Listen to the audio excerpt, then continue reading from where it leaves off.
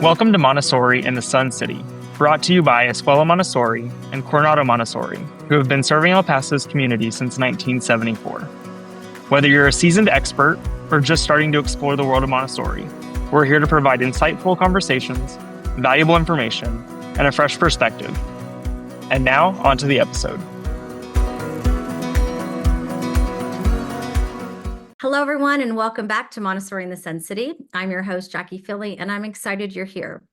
The last two episodes, we went over what I like to call Montessori 101, and then Steve and I dove deep into our top 10 differences between Montessori and traditional education. If you haven't had a chance to listen to those episodes yet, be sure to check them out. As many of you know, we are a family business, and our children have been part of the ins and outs in some form or another. They have not only gone to the school, but have helped in many ways over the years. Steve and I kind of talked about that in one of our episodes, and it was very interesting to kind of have that moment of going back and just having those memories. In the previous episode, we also introduced you to our son, Blake, as part of our Getting to Know Us series. Blake interviewed Steve and I, and towards the end of the conversation, we were able to ask him questions about his experience in the school. We had a really good time and enjoyed our chat, and we were able to look back over the years on what lessons he learned that can be applied to his life now at the age of 29. After chatting with Blake, we knew that we wanted to have another one of our boys on the show sooner rather than later. So this episode, we thought we would introduce you to another special guest. We have the perfect opportunity to welcome our youngest son, John, to the show. John is currently in the United States Air Force and is getting ready to ship out to his first duty station in a few days.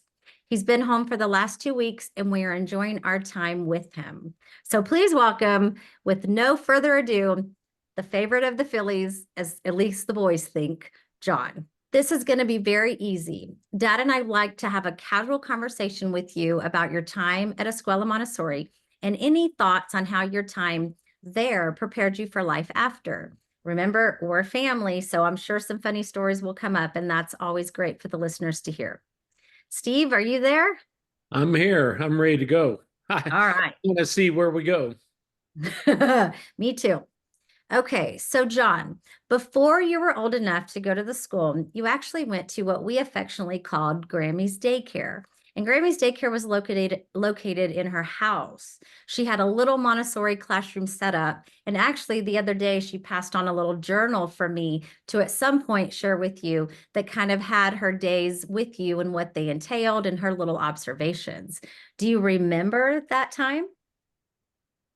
All I remember really was watching Teletubbies, Power Rangers, learning how to make scrambled eggs with her, Yep. and hot chocolate, and Nice. taking a lot of naps. Naps are good. Naps are a Philly thing for sure. Steve, what do you remember? Because that was, Especially I when you're 12 mean, months. I wasn't in the picture at that time. So Steve, what do you remember? I remember, it's funny. I remember all the hot chocolate and the eggs and all that sort of thing. The thing I remember the most is every day. So a big principle in Montessori is defining your workspace and in creating your own personal space with rugs or mats or things like that. And I remember every day he would go in, and before he did anything, he would roll out a big mat, so that, or actually a rug, an area rug that would define where he's going to be working and all that sort of thing. And then after that, he would go scramble the eggs, and they had a song that they would sing and make the hot chocolate and that sort of thing. Do you remember the song, John? Well, You don't have to sing it. I'm just, do you remember it? Oh, yeah, I remember then. when Grammy and I were talking the other day, and I was telling her that we were going to have you on, she was so excited because she was wondering if you remembered those times with her, because I know for her to be able to share that time with you being the youngest, it was so special to her. And so she has such fond memories of that time. It was really sweet. Well, okay. So as you got older and you aged out of Grammy's daycare, you transitioned into the school. which is kind of funny. It's just out the back door of Grammy's house, into the toddler class. Dad and I have sweet memories of your time here, but what was your favorite memory of the school? And this could be toddler class, pre-primary, primary, elementary, because you stayed with us until fourth grade. Anything. Mm. I'd say the coolest parts were the animals. That was Yeah. a really cool part, being able to go kind of just take a break and go look at the horse or the goats, the chickens. Right. Learning wise, I guess it would probably be the thousand counting beads. Actually, Thousand it was the Things. dinosaur, the prehistoric timeline that we drew. Fine. Yeah, that Huh. was really cool. Got to color it. It took like 6 months, I think, to do Yeah. something like that. It was like our final project, like towards the end. Mm-hmm. Um, That would have been fourth grade, like, right? I Third think so. It grade. was in the elementary. Yeah. Um, I guess kind of the hmm. One of Blake's moments that he shared was that what he liked is that it was nice because it was at Grammy's, or the property is on Grammy's property, that if there just needed to be a moment to kind of be with family, like that was there. And so he liked that if he needed just to kind of see me or anything like that, he could take that moment and come out and take a break. Yeah. Yeah, also a good one is when I'd go into the office, probably in trouble or something, and I'd see the head honcho, my dad, working hard at solitaire, making sure his solitaire is good, his game's good. I had to keep that brain a going. There was a lot of things going Just on, I'm sure, with dad. kept it sharp. One of my favorite memories is you were in the primary class and you were, I guess, probably four and a half. And you were really funny that you really knew things, but you didn't want us to know that you knew things. You like writing. So you just didn't want like to really take the time to share those things. So you came in and you had found a baseball from the neighbors. They had played and a baseball came in and you were so excited and you came running to the office and you told dad, look, I found a baseball. And we were both there and you were showing him and showing me and showing Grammy because we were all working together at that time. And dad said, well, that's so great, John. You should write your name on the baseball. And out of nowhere, you just took the baseball and wrote your name. And the three of us were like, what the heck? Because you just were that child that you knew how to do things, but you were so independent and so confident in it that you didn't have to show us that you were doing these things. You knew you were doing it. And so I just remember us sitting there and just looking like, holy moly, he just did that. And we still have that baseball. I think it's in the box. Is it still in your room, I think? Yeah. But that I just, because it was to me, such a beautiful example of Montessori that you were learning in everyday things. And it wasn't like you were coming home and saying, hey, look what I was doing. It was such an inner discipline and a self-recognition and you were proud of the fact. But it just blew our mind that we were just like, oh my gosh, that's so great that you just did that.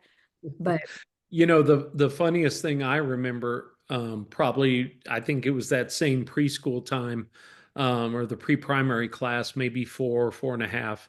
And your teacher was Miss Kim. And I remember that. And so in a Montessori school, the children learn to read phonetically. They learn the sound of the letters before they learn the ABCs. Now, of course, most of them probably know their ABCs, but I always remember that they were doing the letter U or the sound of and at that time, Rihanna, was it? Rihanna was big with Under My Umbrella. And so when Miss Kim asked him, what sound is this? And it was like umbrella, Ella, that I always remember the umbrella. well, because you have to picture too, Little John doing the dance and going under my umbrella, Ella, Ella. I think it was wasn't it Miss Miss Kim. Raquel? No, I think it Oh, was Raquel? Raquel or Oh, okay. Rocio. Yeah. Yeah, Kim was his first with Chantel. Chantel. But yeah. Aw. So as you know, we had to do several different things at the school. Oh, I'm going to start completely over, Doug. So missing all that. We talked about that when Dad and I had the conversation with Blake, that as a family business growing up, you boys had to participate in chores or activities to help with the school maintenance, just kind of everyday things, preparing for in-services or conferences or open houses. What are some of the things that you remember having to do growing up to help with the family business? I'm sure the story of the apples have already been shared. So picking apples, hard work, hard labor. I think I Yeah. also got paid the same as much as my brothers, Yeah. so they weren't happy with that. But I'd say once all the brothers left, I still had it. I then, took everything on for myself and had to do help Grammy with moving stuff out of sheds, moving stuff into new classrooms, cleaning the animal pen, so shoveling the horse stuff, um, the goat. Uh, yeah, just I guess mainly just helping move a ton of stuff because there was always something new going on there. It wasn't ever a stagnant uh, classroom. Always new decoration, new ways they wanted to set it up for whatever they're learning. Could be learning about like the Asian region, and they'd have to change up the whole classroom for that in a weekend. So yeah, just Yeah. doing that. You know, That's the funny thing about that I remember, and going way, way back to when I was 8, 9, 10, 11, 12. I mean, even young teenage years, painting and moving shelves and moving desks, and I mean, it really has never been over. It is always something. You're always moving, you're always painting, you're always decorating. It's always in the summer. You 9 times out of 10, it's in the summer. It's the same experience that I had, that his brothers had, that he had. It's everybody. yeah. Yeah, the Apple story did come up with Blake. And I'm sure when we interview Austin, the Apple story is going to come up with Austin. But what I thought was funny is that Papa, after y'all were all done, Papa would give y'all like $5 and say, okay, split it between the five of you, go get lunch. And Dad and I were like, yeah, we're going to have to That's not supplement even that. one, that's not even a happy meal. No, it was so funny. Um, well, and I think it was helpful because we had boys. And so you're right, physically, I mean, even John, until you left to the military, we were still using you with coming over and helping. So this is stuff that continued on for a while, not just when you were younger. Um, you, like the other brothers, transitioned from our school into a public school setting. You did fifth grade at Zach White. What was something that you noticed was different in a traditional setting that you didn't, it was new to you from a Montessori setting? I guess how kind of just you sit still, you sit in a desk all day. And I don't do well sitting at a desk, even though surprisingly that's not my job. Um, but yeah, you just kind of just sit there, listen to a teacher talk for 4 hours. Um, don't get to move around much except for when you go for recess or whatever. Um, yeah, that was a big thing. Not being able to socialize as much. I'm a very social butterfly. Um, when you're at the Montessori, you got to you did your work, and if you had it done for the day, you could either go on and do tomorrow's, or you got to not socialize, but kind of yes, socialize with the other kids and kind of be a kid and not be stuck in a desk. If you talk, you get in trouble, get a referral, any of that. Um, yeah, I feel like it just kind of made you more robot-y for main school, the public school type thing. It's more so like They're just hammering something into you, Yeah. and then you forget it the Well, next 2 years of your life. True. ironically, that is actually one of the things we discussed in our episode about the differences between a Montessori education and our school and a public education is exactly that, that the freedom, the ability to move around. And you use the word socialize, but it's not creating trouble or anything like that. It's just interacting with your classmates in your classroom. um, you may be working together on a project or anything like that. That's exactly one of the big points, is that freedom of movement, as opposed to, and as a dad of 5 boys, I personally feel that it really helps boys to be able to move around, and not just have to sit at a desk and be quiet. I think it's much more suited for their personalities and their learning ability. Mhm. Well, and socializing too, when, John, when you were saying that, I'm thinking life skills. I mean, in life, you're not normally just going to be sitting at a desk with someone in front of you talking the whole time. You're going to have to learn how to manage your time. You're going to have to learn how to have conversations with other people, how to be respectful when someone else is working, to kind of keep your voice a little lower. Like, those are all life skills that you were learning. And I would agree. I think that's the biggest kind of thought that your brothers have too, that was their experience, that it just was a little bit hard to understand, um, that kind of having to be put in a box. And that's not life. Life isn't being in a box. Although we're in boxes In a right now box. on Zoom, but yeah, so that I love that answer, John. I love that. I love to hear you process through that.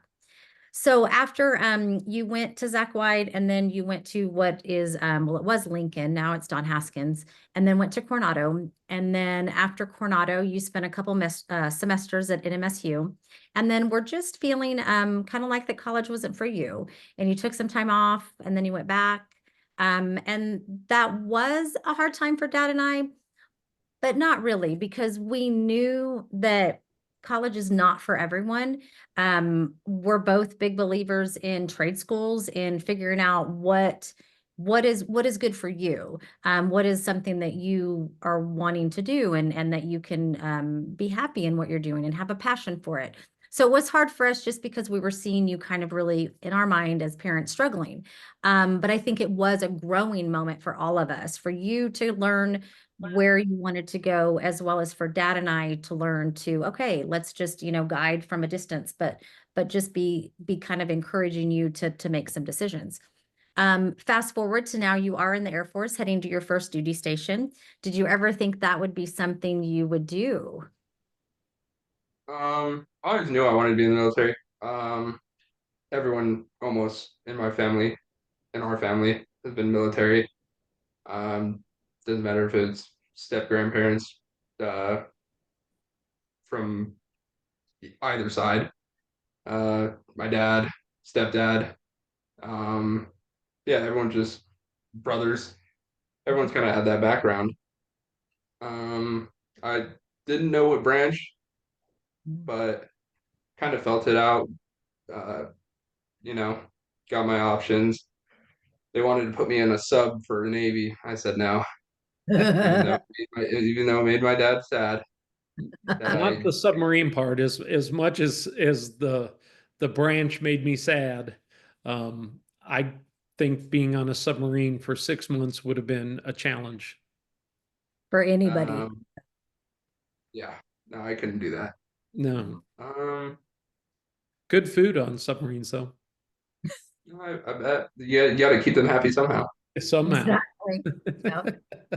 I will, Steve, I know, while John's thinking, what was something that I mean, how did you want to do the Navy? Did you ever think of Air Force, or was it always Navy?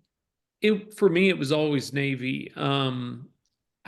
It started going to San Diego when I was preteen, 8, 9, 10.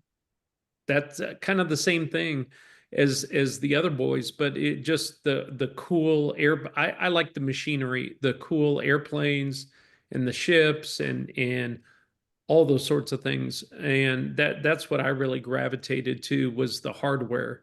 So, and I knew that's what that I wanted to go around the world, and I did. And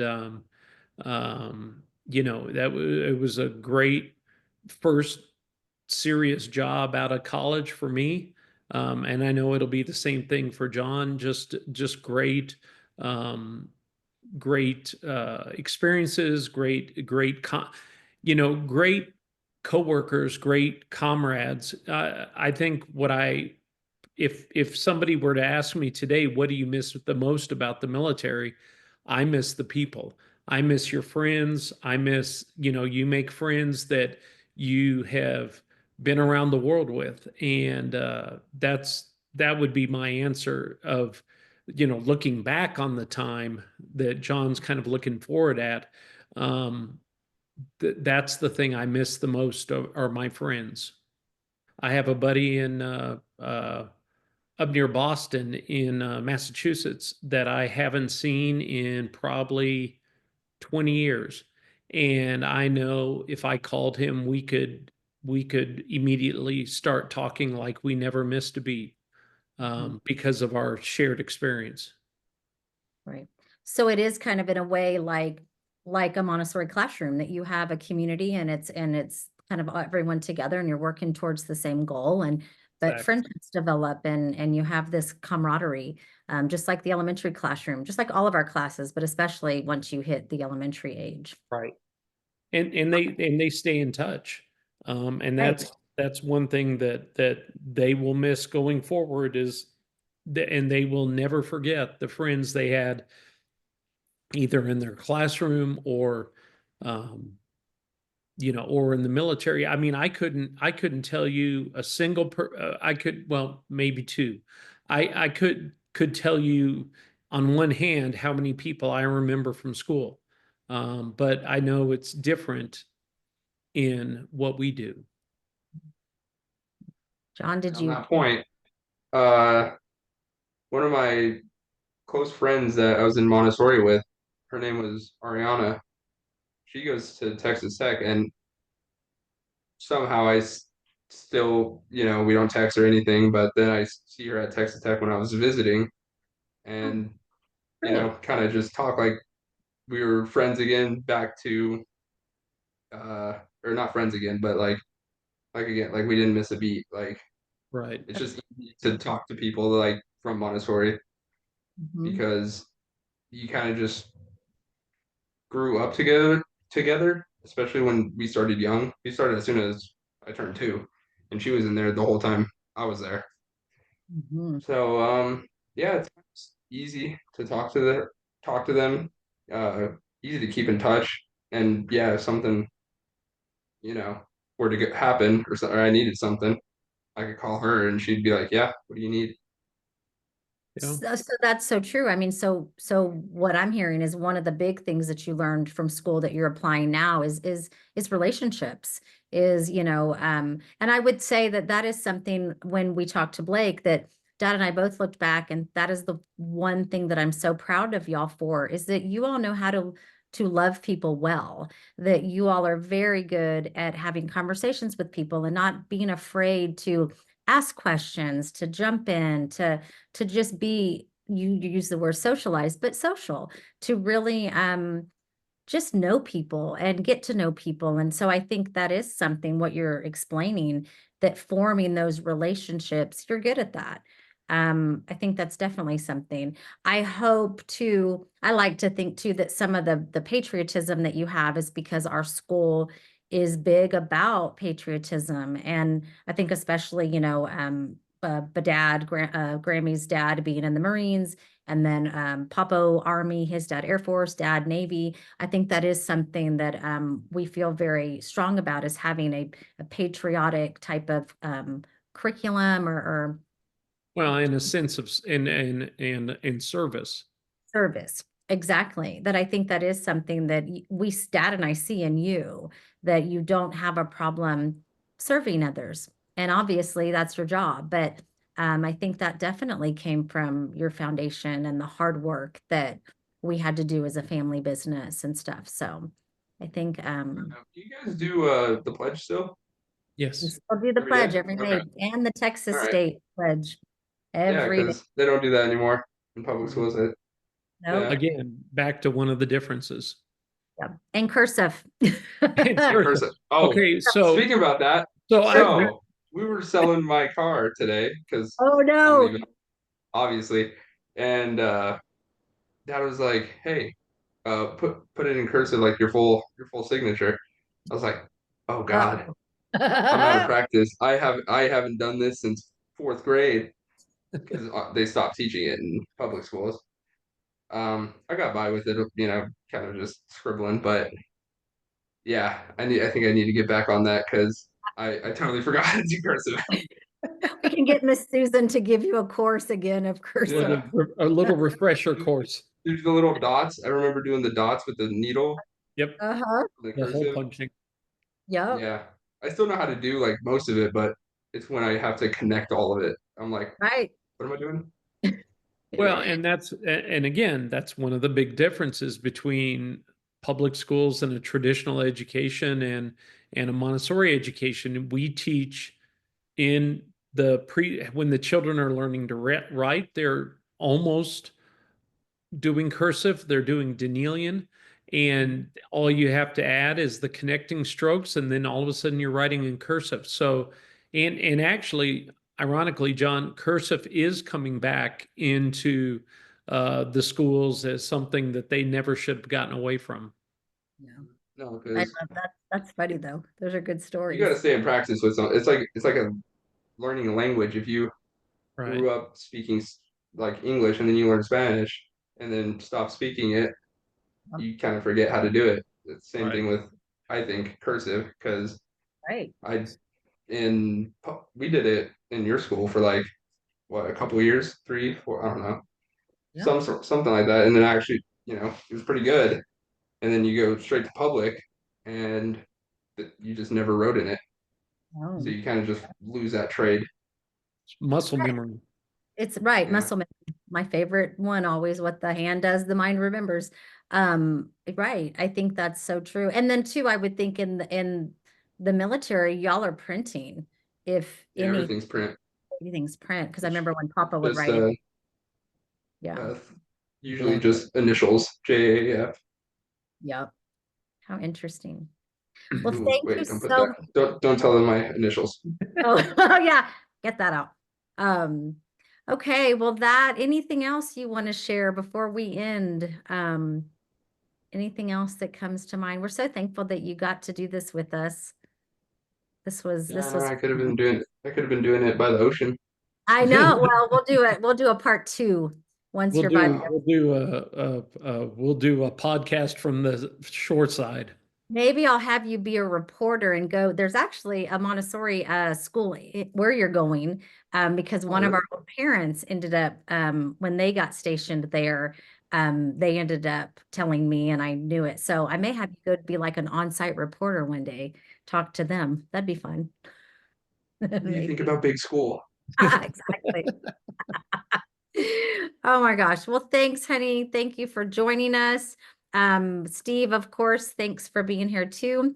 We encourage you that if you have not subscribed or share with friends, please do. Until next time, take care and keep listening.